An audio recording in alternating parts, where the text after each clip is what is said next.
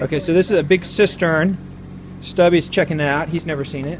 It's filled with water. Stan says it's 10 feet deep. How big is it? How far, how much area? It goes back over here a little ways and then back over here. It holds roughly 3,200 gallons. Holy cow.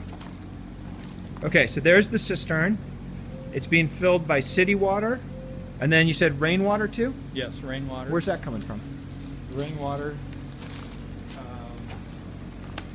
from the roof where we were at. You can see this, the pipe that goes all the way up to the roof. There's a drain there, and there's two other drains. That drain that's going, yep, there is one of them, and then they comes down this pipe back into the system. Okay, so we're collecting rainwater, and then we've got city water. How often is the city water coming in? Random times, random amounts. Typically during the rainy season, we get more water. From the rain? We get the rain, and the city will send out more water too. Oh, right. If we ever run out of water, we don't get enough city water, we don't get enough rainwater, we call a water truck to come and fill it, and they can fill the whole tank with one tank of water on the truck. And how do you just have to come look at it visually to figure out if there's water? Yeah. And then this pump over here is pumping it up to the cistern on the roof. Right. All right, that's a what, 3-story high job. All right, we're gonna go up there and look at the cistern on the roof next. Okay, now we're up here on top of the roof, on top of our guest building. Today's been a water day. Hi, say hi. Hi. Hi. Stan just gave me a tour of the cisterns that are up here on the roof. It's a pretty important part of the water distribution for the house, and it's a way that it's like a big battery for water, actually.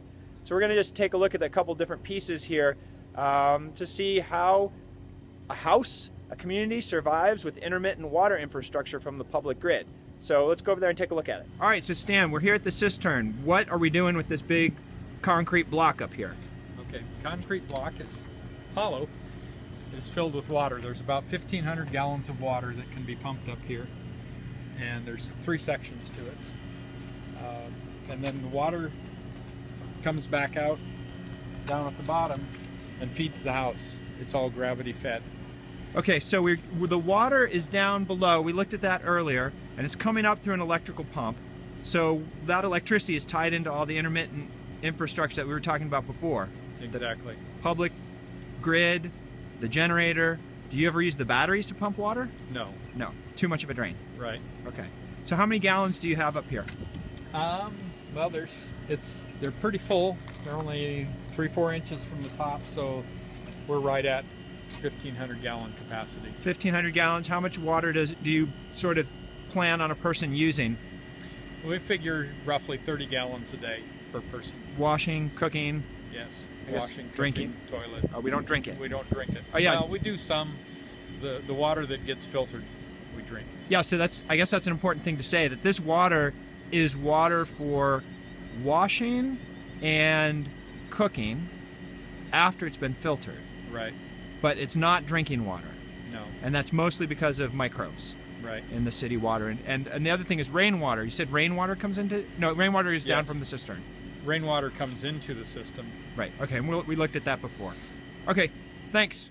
So this is the big 1,500 gallon cistern that's being used to hold the water that's gravity fed into the system.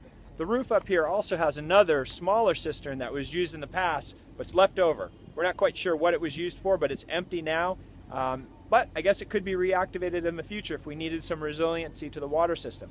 Just the presence of that thing there is providing some resiliency to the water if we needed it. When this tank overflows, the water just flows out onto the ground and goes out via that little drain hole there. So you know that you've overpumped the water when water starts falling off the roof. Okay, that's it for water on the roof. Also, by the way, I'm not really supposed to be up here. Okay, so now I'm in the kitchen with Court Moorfield. Court Moorfield's a medical device engineer at Johnson & Johnson. He doesn't want me to say that. And before that, he worked at the National Fuel Center Research Institute Center. National Fuel Cell. I worked with the National Field Cell Research Center on the UC Irvine campus, and he's here. And what he's going to do is he's going to show us how the water filter works. It takes the water that we saw up on the roof and turns it into something we can cook with. I'm Court. The water from the roof comes down and is fed into these buckets, so we can collect it from the sink here. So gravity fed down, and we can get that rainwater down to the kitchen. But it's still not ready to drink or to be used for cooking, so we need to do a little bit more of a cleanup on the water system there. So we're going to fill this bucket, 5-gallon bucket, fill as high as we want, and it's going to gravity feed again down this tube. So come through the feed through here, down through the tube, and then into the filter. This is the working piece. This is what we need in order to purify the water. So I'm going to pull it up again here. So in here is a very fine screen. So you sift sand, right? The big stuff gets stuck, and the rocks get caught in the screen, and the sand goes through. So inside here is a 0.1 micron filter, and it captures the microbacteria.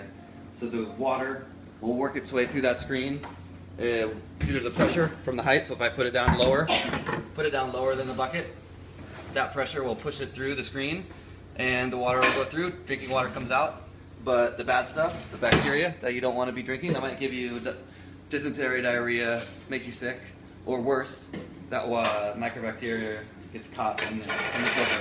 And then this will fill up with water in time. So you're just waiting. You can see it. You'll be able to see it feed. And once this is full, you got pure drinking water ready to go. All right, awesome, thanks. Okay, then once you got a full bucket of water, we put it down here in this gadget here. It's just a swing that the water bucket sits in so that you can tip it over and pour water out without having to do too much work. Believe it or not, that's not the end of the water story here. Okay, sorry it's so dark. You might be able to hear in the background that we've got the generator running. We ran out of battery power, and the city power isn't on yet because it's about 5:30 at night. But the last thing with the water is we've got these water coolers here, like you might see in an office back home.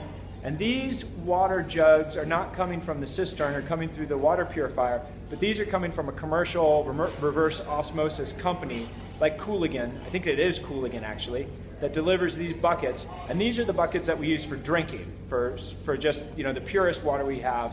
We use this for drinking. Everything else we use for the water straight from the cistern, we use for bathing, and then we use some of the water for cooking and cleaning, but that has to go through the filter first. So there's a lot of different things that are going on with water in this house. In the background you can hear the generator running. You can also see the blue cisterns that are on top of the other houses. Those are plastic and obviously newer than the cement one that we have on this house.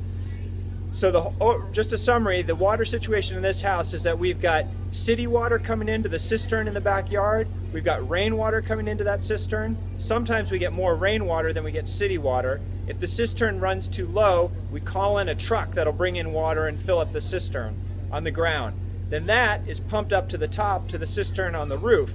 Now, of course, the pump, the water infrastructure, and the electricity infrastructure are interlocked. And so we can't get water up to the roof to feed the faucets in the house unless we have electricity. And of course, electricity is why we have the generator running. So they're very tightly interlinked.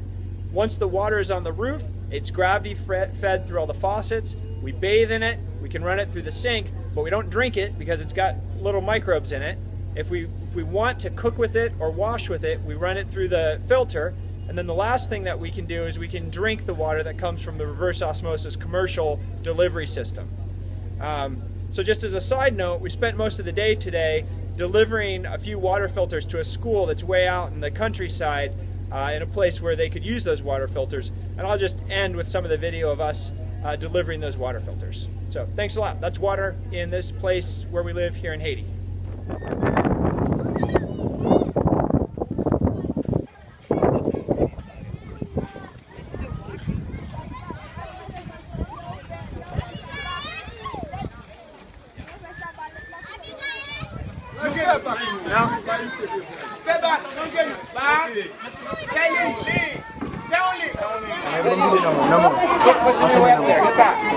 It's a line, not a